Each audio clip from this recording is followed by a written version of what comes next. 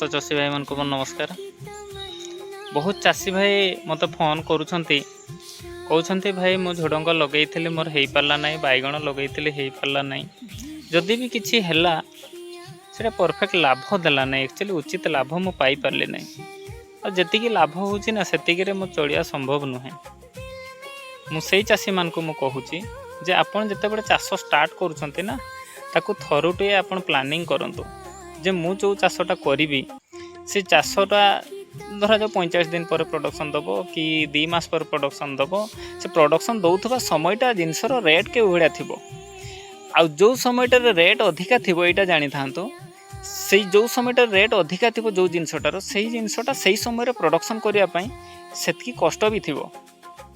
आती मेहनत करके से जिनसटा जब आप काढ़ी पार्टी आपन पाखे से नॉलेज अच्छी ताहले निश्चित भाव में आप लाभवान हेबे। जदि आप 100 टंका खर्च कर 300 टंका पाइबे 3 मास पर आ 30,000 जदि खर्च कर 90,000 टंका पाइबे। एटा सियोर पक्का 100%। किंतु चाष रे केबे मेहनत रे हेळा करिवे